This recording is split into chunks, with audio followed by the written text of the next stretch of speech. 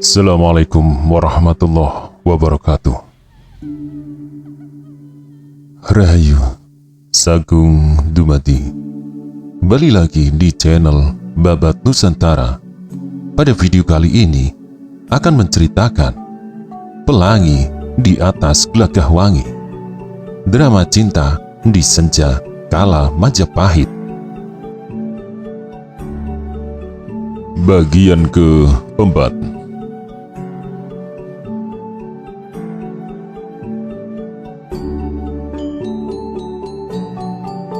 Endang Kusuma Dewi kembali mendesah sambil membalikkan tubuhnya, sementara kedua belah tangannya mendekap bantal. Yang jelas, dia merindukan kehangatan seseorang.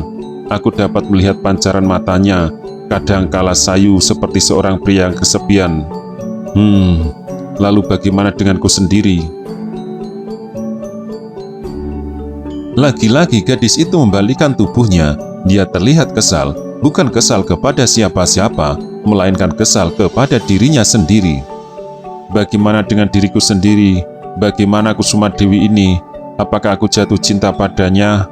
Entahlah, aku tidak tahu pasti. Aku hanya senang menatap wajahnya yang tampan. Aku senang melihat sikapnya yang jantan serta ksatria. Seperti aku merasa aman jika hidup di sampingnya selama-lamanya. Desa Silabungu terletak di dataran yang subur. Jaraknya kurang lebih 10 pagi. Di bawah padepokan Indragila. Sama halnya dengan desa-desa lain, di daerah pedalaman, warga desanya memeluk agama Siwa. Sementara itu, fajar Islam mulai tampak cemerlang.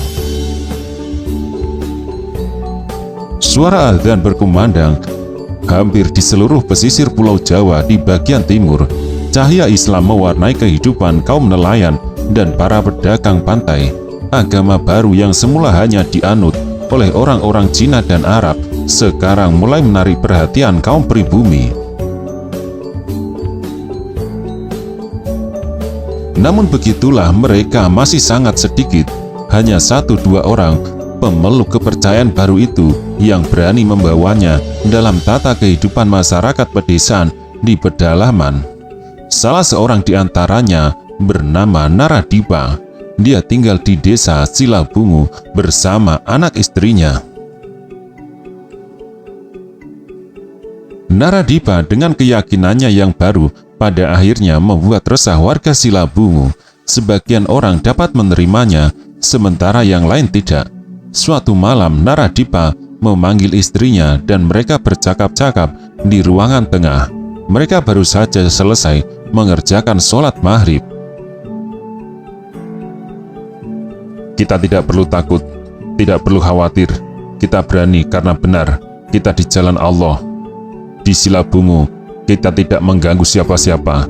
Kita hanya menginginkan suasana tenang untuk beribadah sesuai dengan keyakinan kita. Kata Naradipa tenang untuk membesarkan hati istrinya. Tapi mereka bisa berbuat kasar.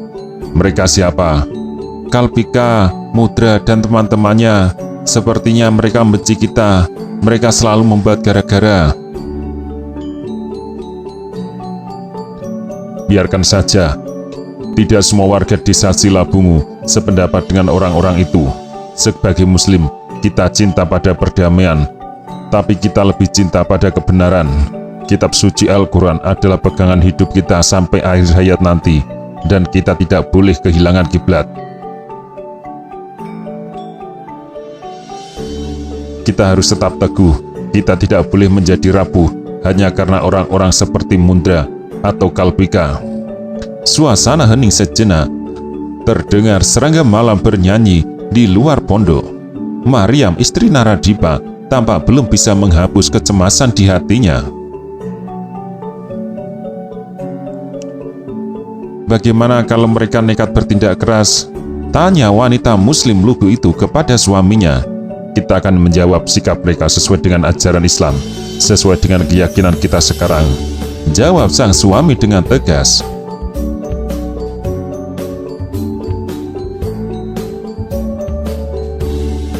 Dan itu tidak akan pernah berubah. Kita tidak akan pernah berpaling dari Al-Quran, tidak akan pernah mengingkari agama Allah.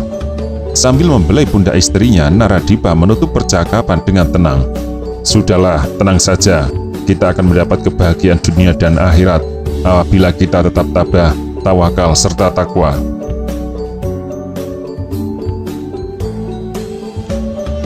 Sementara itu, di suatu tempat yang tersembunyi, di rumah salah seorang warga paling ujung, Kalpika dan Mudra, juga beberapa orang temannya sedang berunding. Mereka membicarakan Naradipa dan keluarganya. Tampaknya mereka tidak suka melihat Naradipa yang sekarang memeluk agama Islam sebagai agama baru.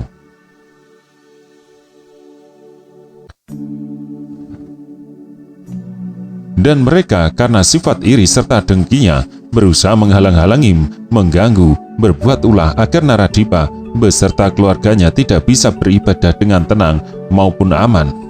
Sepertinya orang-orang itu keras kepala, kata Mudra, warga desa Silabungu yang bertubuh gemuk serta pendek.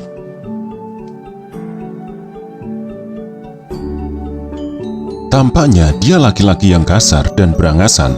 Karena itulah dia ditakuti oleh teman-temannya. Mereka mulai berani menghasut warga desa yang lain. Kang, ada bukti-buktinya. Ini orang di sini, bisa kita tanya.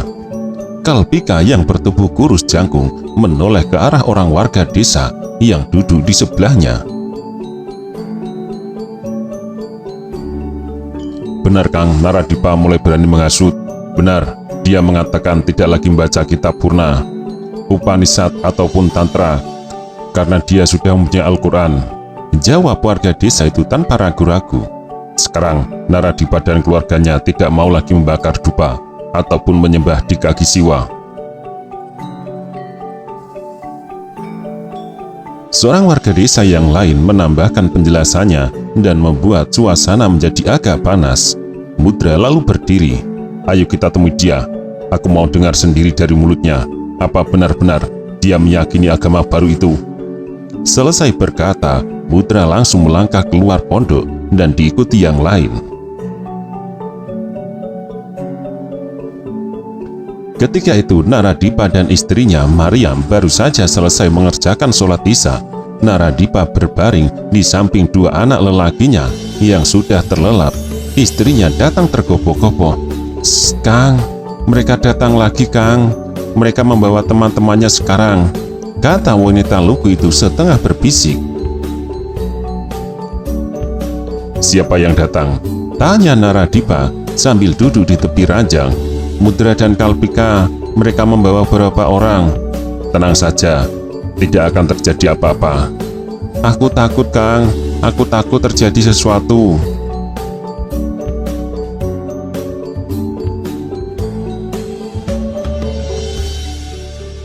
Naradipa tersenyum penuh arti. Takut adalah pekerjaan orang yang kurang beriman. Kau harus lebih rajin mengerjakan sholat dan mohon ampun serta berdoa. Semoga diberi kekuatan oleh Allah. Sebab Allah Maha Besar dan Maha Perkasa. Dia tidak akan pernah lupa melindungi kita dari segala godaan setan yang terkutuk.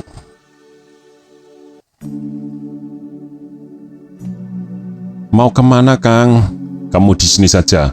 Tutup pintunya. Biar aku yang menghadapi mereka. Hati-hati Kang. Naradipa beranjak meninggalkan ruangan bilik. Daun pintu terkuak, berlahan menimbulkan bunyi berdirit. Dia melihat beberapa orang telah berdiri di depan serambi. Dua orang di antara mereka dikenalnya sebagai Mudra serta Kalpika. Dia yakin dua orang itulah yang bersikap bermusuhan dengannya. Namun begitu, Naradipa tetap memperlihatkan wajahnya yang ramah serta sopan santun. Mari silakan duduk, sapanya dengan halus. Tidak, kami tidak perlu duduk, jawab Mudra kasar. Kami berdiri saja di sini, lagi pula kami tidak akan lama. Kalpika ikut berbicara dengan nada merendahkan.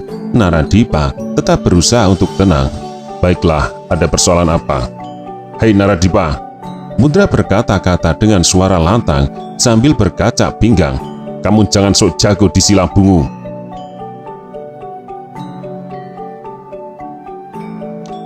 Itu pendapat dan anggapan yang keliru Mudra.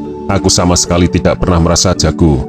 Sebab bagiku, yang jago hanya yang di atas, Allah Subhanahu wa Ta'ala, dan kami manusia hanyalah seorang hamba yang hina.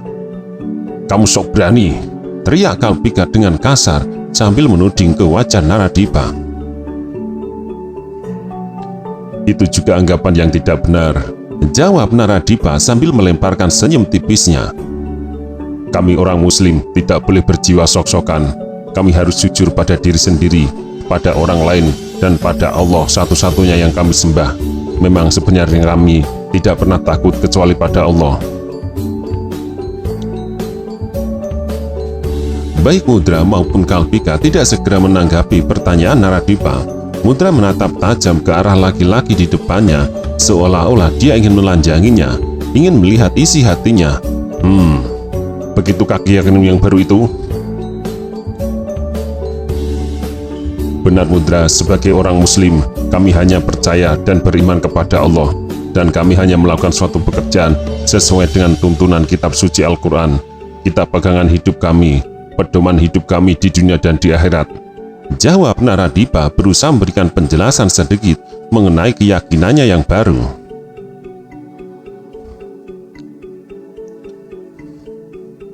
Sementara Mudra dan Kalpika tetap mengawasinya dengan tatapan mata yang tajam, seolah-olah ingin menantang. Kamu menghasut orang-orang supaya tidak membakar dupa, kata Kalpika sambil menyipitkan matanya. Kamu juga mengatakan tidak perlu lagi ke puri sesaji untuk menyembah kaki siwa. Mudra menambahkan. Naradipa diam sesaat, kemudian mulai melakukan pembelaan. Untuk tuduhan-tuduhan semacam itu, saya katakan bahwa menghasut, menipu orang, memfitnah bukanlah pekerjaan muslim sejati. Islam tidak pernah mengajarkan semua itu. Bahkan bagi kami, fitnah lebih kejam daripada pembunuhan atau rajapati. Tapi, kalau ada seorang datang ke rumah kami dan minta penjelasan tentang Islam, kami wajib memberitahukan sepanjang apa yang kami ketahui, dan itu bukan berarti menghasut. Kami tidak bermaksud mempengaruhi siapapun. Dan kami sudah diberi petunjuk untuk keluar dari perbedaan-perbedaan semacam itu, sebab bagi kami, untukku agamaku dan untukmu agamamu. Naradipa diam sejenak, wajahnya sama sekali tidak menunjukkan rasa gentar. Suaranya terdengar tenang dan berwibawa ketika menutup pembicaraan. Maaf, saya kira persoalan seperti ini tidak perlu kita biarkan berlarut-larut, sebab akan lebih banyak mudaratnya dibandingkan dengan manfaatnya. Lagi pula, seharian saya sudah bekerja mencari nafkah untuk anak dan istri saya. Saya letih dan sekarang mau istirahat. Maaf, sekali lagi maaf, bukannya saya tidak sopan, tapi saya terpaksa tidak bisa melayani kalian. Assalamualaikum. Hei Naradipa, tunggu. Kalpika hampir melompat mengejar Naradipa yang sudah terlebih dahulu masuk ke pondoknya. Pintu pun ditutup dari dalam. Kurang ajar. Lihat sendiri Kang, dia pergi begitu saja. Kita ini dianggap apa? Sudahlah, biarkan saja. Kita lihat nanti bagaimana perkembangannya. Ayo. Mudra memberikan isyarat agar teman-temannya segera meninggalkan halaman rumah kediaman Naradipa. Setelah mereka pergi, suasana menjadi sepi senyap.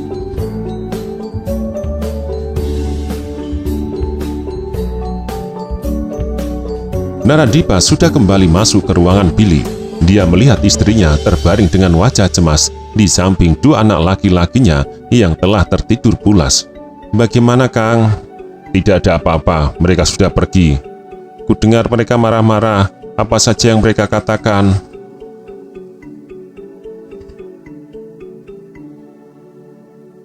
Naradipa menjawab sambil membetulkan letak kaki anaknya yang bergelantungan di tepi ranjang. Biasa, aku kenal orang-orang seperti itu.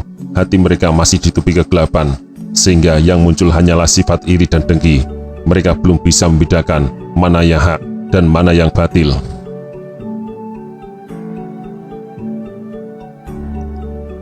Tapi sudahlah, untuk apa meributkan soal-soal kecil seperti itu? Hanya membuang-buang waktu. Lebih baik kita istirahat, supaya besok kita tidak kesiangan sholat subuh.